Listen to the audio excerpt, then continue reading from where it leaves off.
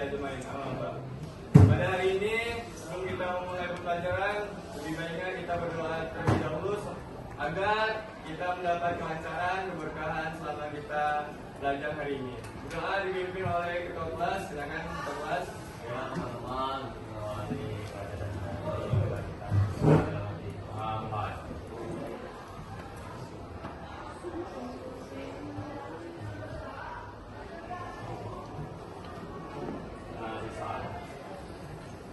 ya, selanjutnya sebelum kita memulai pembelajaran, dengarkan absennya terlebih dahulu. Nama-namanya, yang pertama itu Adila, Ahmad Adli, Alfia, Almira, Angga, Apriliani, Akta Rizky, Aurel, Dafra, Esther, Adri, Felicia, Gilman, Hayati, Irda, Junior, Kayla, Yana, Afif, Nesya, Adi, Mata, Kevin, Rizky, Nabila, Nadia, Laura, Putra, Rasya, Elsia, Rido, Salwan, Sultan, Faira, Sakit, William, Yasya, Zakia, Zora,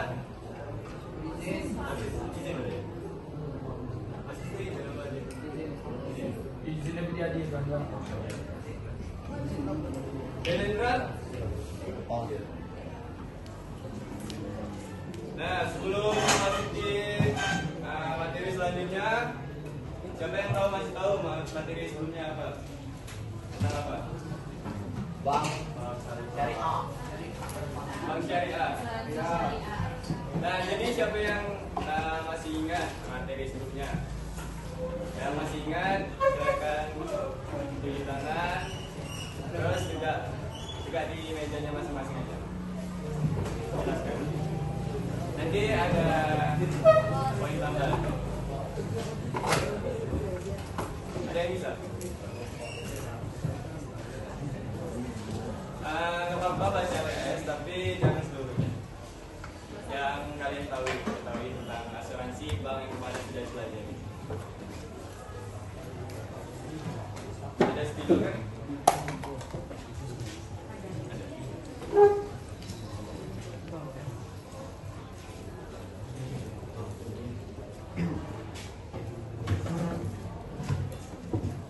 Hari ini kita belajar materi selanjutnya yaitu tentang korporasi.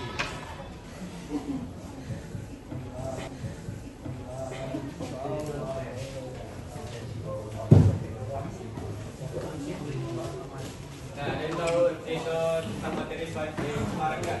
Lebih dahulu sebelum kita masuki materi selanjutnya.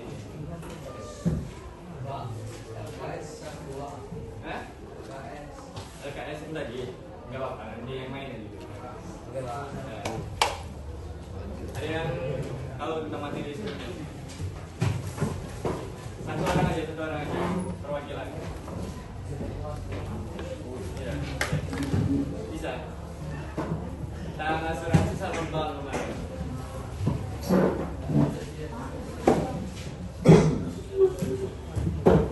Ada? Ya, ada tahu nggak? Nggak apa-apa, ada.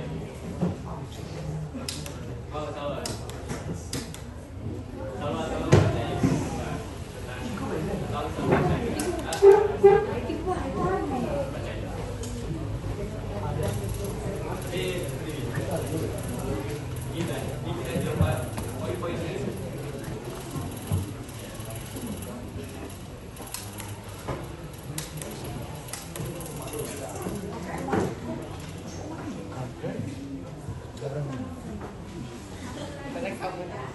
Dengarin ya.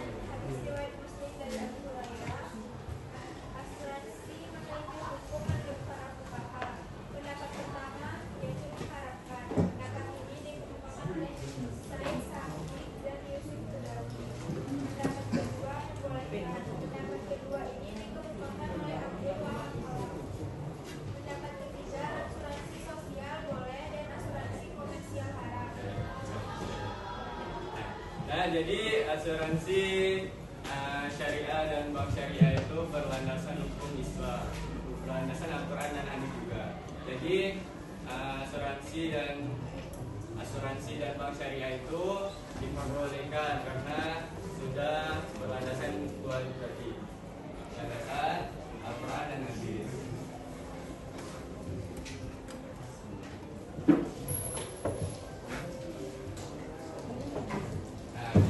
Tidak mengandung yang namanya riba dan atau sebagainya. Nah, kita memasuki mengenai koperasi syariah. Ada yang tahu koperasi itu syariah itu apa?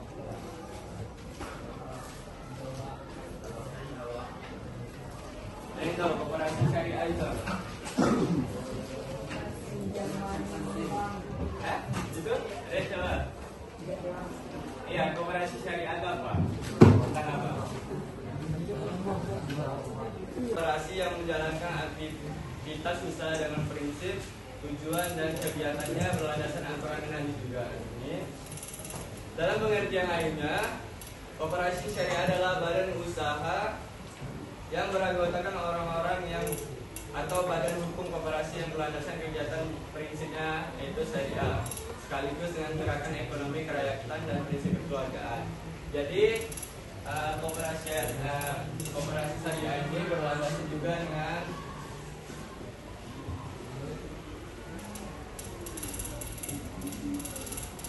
dengan asas kekeluargaan.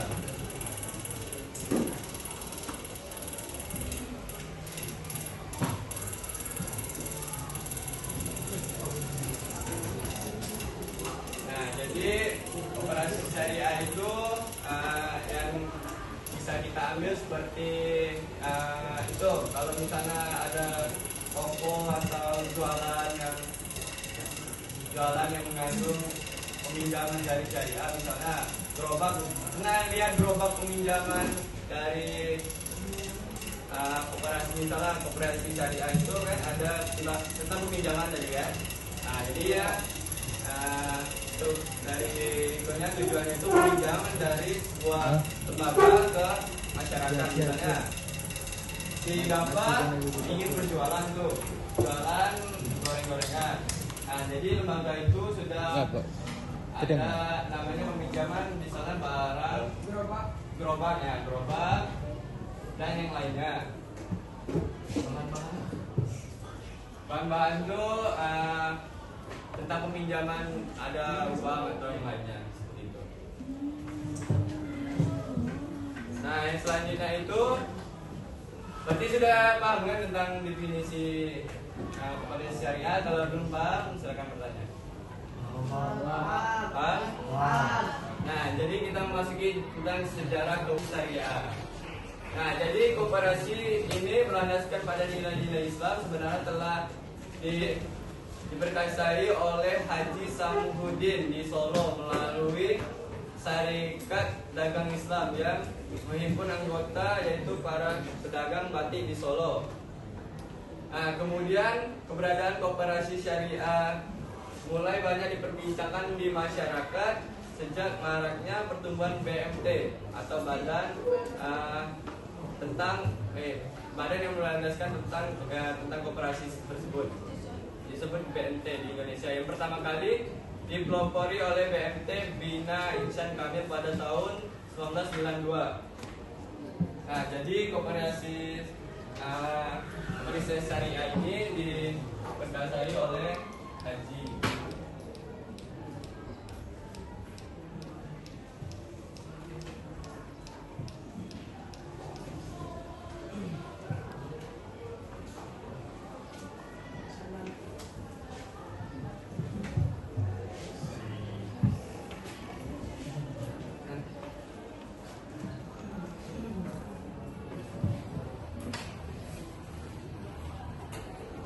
Di Solo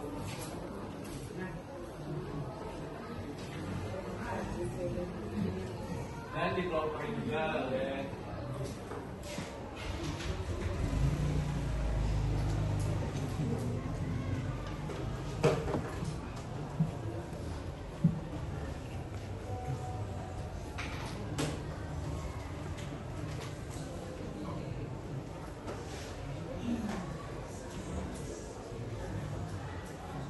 pada tahun 1992. Nah, jadi BMT di Indonesia juga ini adalah berdasarkan Undang-Undang Nomor 25 Tahun 1990 yang mana badan tersebut berhak menggunakan badan hukum koperasi. Nah, itu sejarahnya.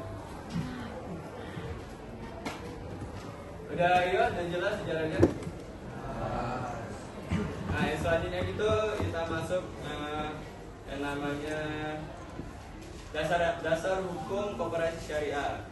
Nah, dasar hukum koperasi syariah ini ada 3. Yang pertama itu Al-Quran dan Hadis ini. Yang kedua itu ada yang namanya Pancasila dan Undang-Undang Dasar.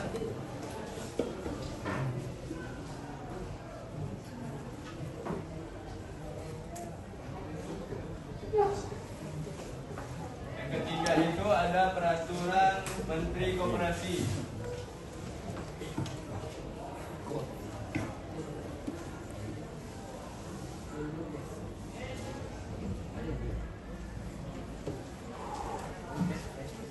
Nah, jadi yang pertama itu dasar hukum koperasi syariah itu yang pertama Al-Quran Hadis, tentu terutama dengan prinsip ini yaitu tolong menolong. Jadi koperasi syariah itu sama dengan yang sebelumnya, itu prinsipnya itu tolong menolong atau ta'awun dan saling menguatkan atau takaful.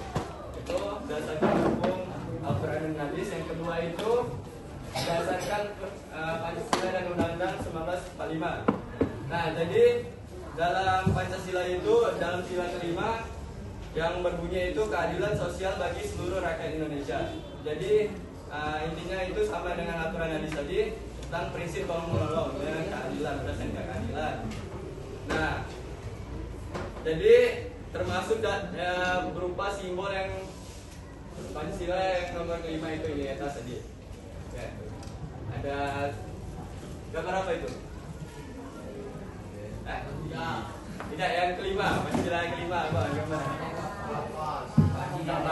Kapas. Nah, jadi termasuk simbol sila kelima itu adalah logo koperasi, logo koperasinya. Nah, adapun pasal yang melandasi dari undang-undang tersebut adalah pasal 33 ayat 1 dalam Undang-Undang 1945. Dari hasil amandemen tersebut berbunyi, perekonomian disusun sebagai usaha bersama atas asas kekeluargaan yang tadi, yang ini. Nah, yang selanjutnya itu peraturan Menteri Koperasi. Nah, jadi peraturan Menteri Koperasi dan Usaha Kecil dan Menengah atau UMKM nomor 16 per MUKM nomor 9/2015 tentang pelaksanaan kegiatan usaha simpan pinjam dan pembiayaan syariah oleh koperasi, yang merupakan regulasi terbaru yang mengatur tentang tata kelola koperasi syariah di Indonesia ini. Nah, jadi nomor peraturan menteri itu nomor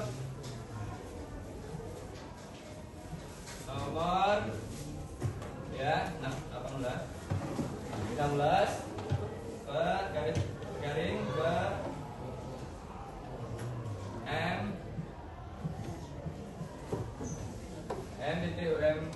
UKM garing 1 dan garing 2015. Nah, jadi ini adalah peraturan menteri koperasi yang melandaskan tentang mengatur tentang tata kelola koperasi syariah di Indonesia. Nah, sampai di sini sudah paham?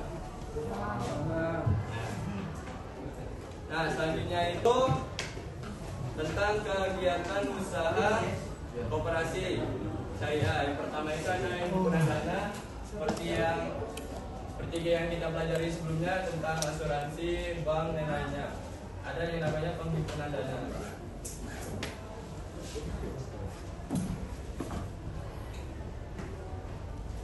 Yang kedua itu ada yang namanya penyaluran dana kan.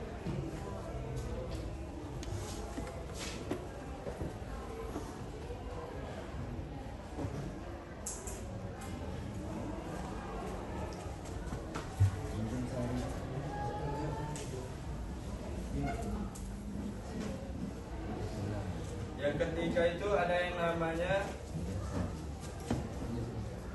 investasi dan kerjasama.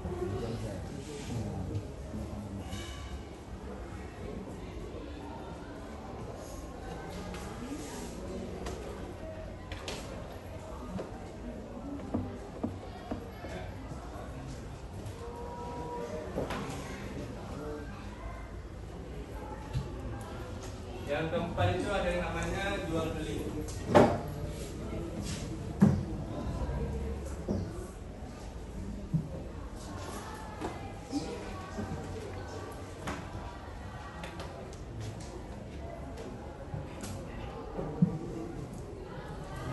Yang kelima itu ada namanya pelayanan jasa.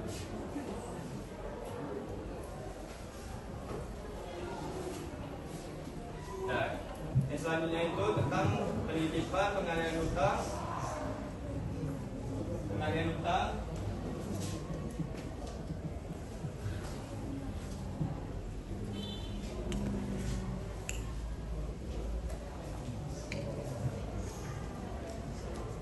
yang keenam itu ada penggadaian syariah.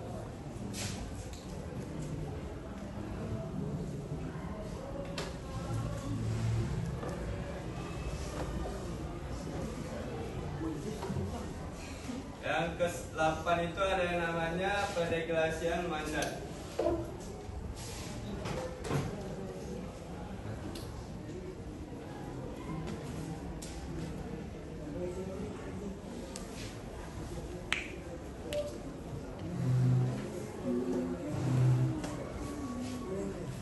Dan itu ada yang namanya penjamin.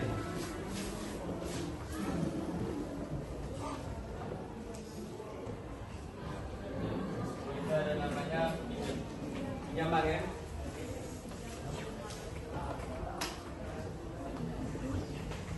Nah, jadi yang pertama kita bahas dulu yang tentang penghimpunan dana. Nah, penghimpunan dana ini memiliki sumber dana koperasi yang dapat diklasifikasikan menjadi 3. Yang pertama itu simpanan pokok, yang kedua itu simpanan wajib, yang ketiga itu simpanan sukarela, yang mana terbagi menjadi 2. Yang pertama itu skema dana titipan atau hadiah dan dapat diambil setiap saat jika anggota membutuhkan. Yang selanjutnya itu yang kedua itu skema dana investasi yang sengaja ditujukan untuk pertimbangan ditujukan untuk kepentingan investasi dengan mekanisme bagi hasil baik perform sharing atau profit sharing maupun profit and loss sharing.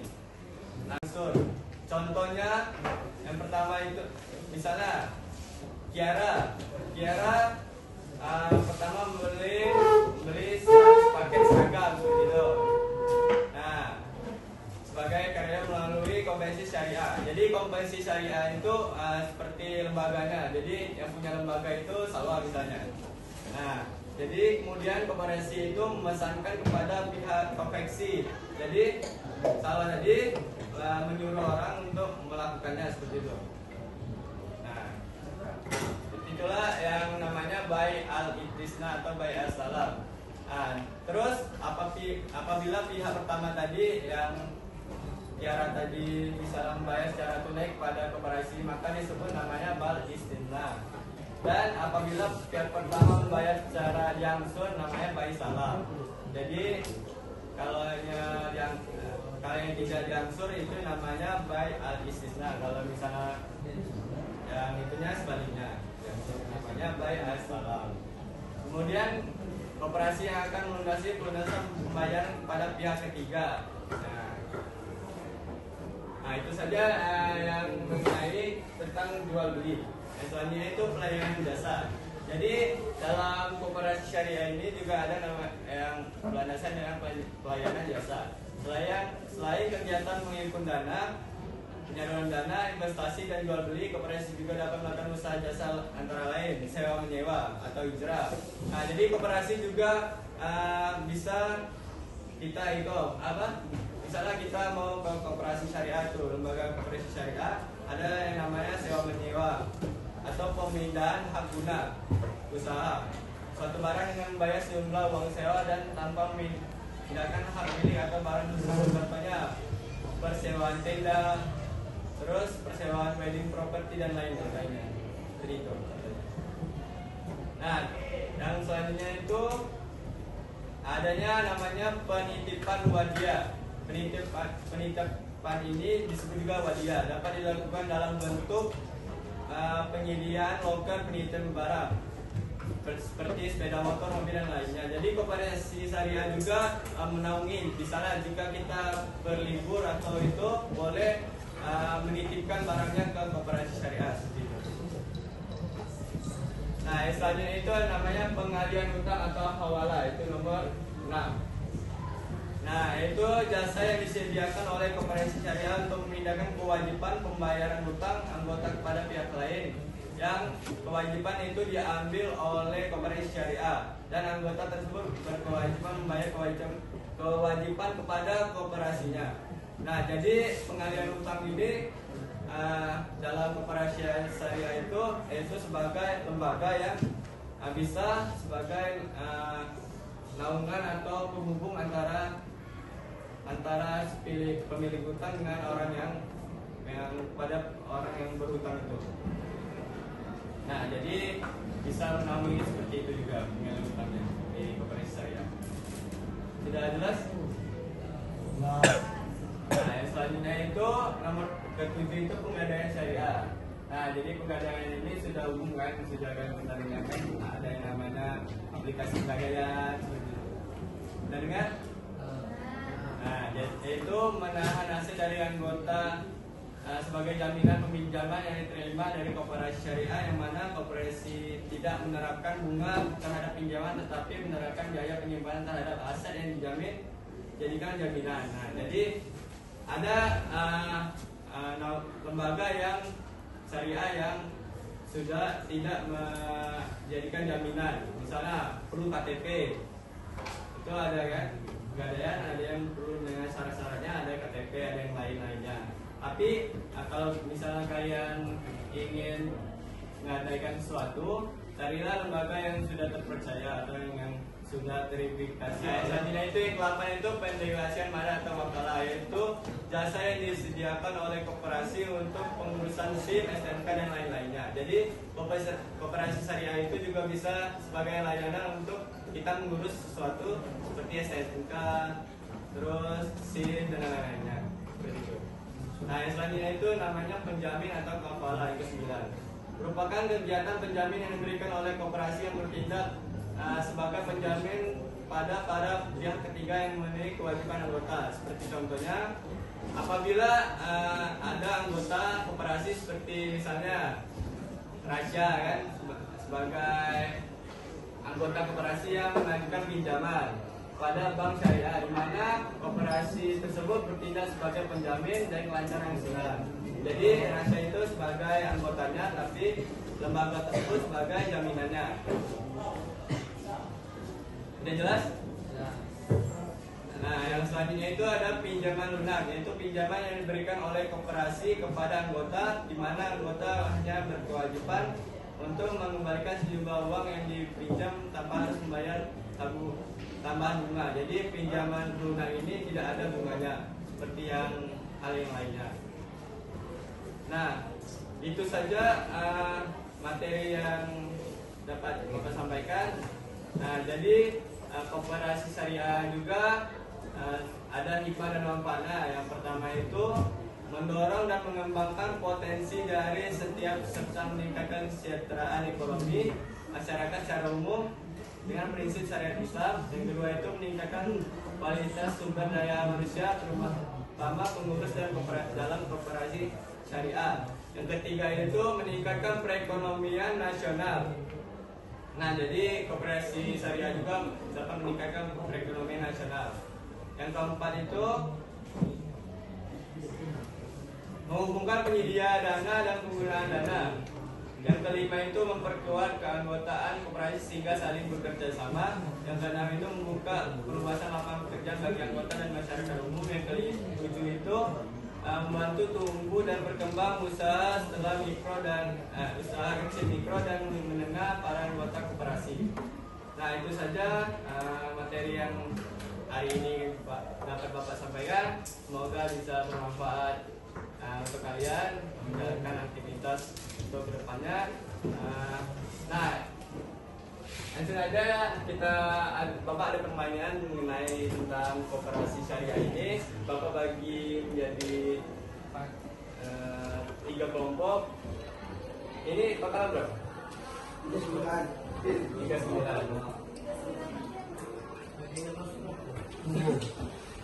Hitung aja. Nanti yang 1,1 gitu. Jadi kan itu di sana 1, 2, 3. Nanti yang 2 silakan. Itu dari depan. 1, 3,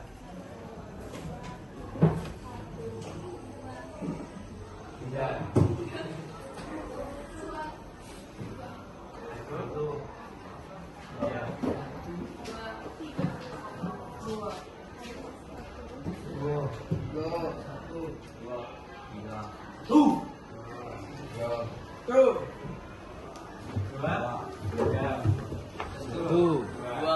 Jadi yang nomor 1 silakan di sini. Dan ini silakan. Nomor 2 sini. Ini mau di itu atau yang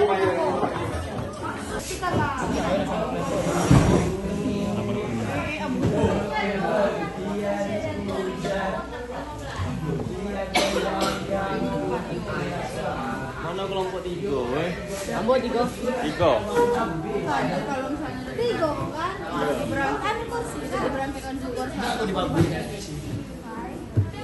Tapi kebayaan kak, kebayaan kau dah. Tiga kan ada.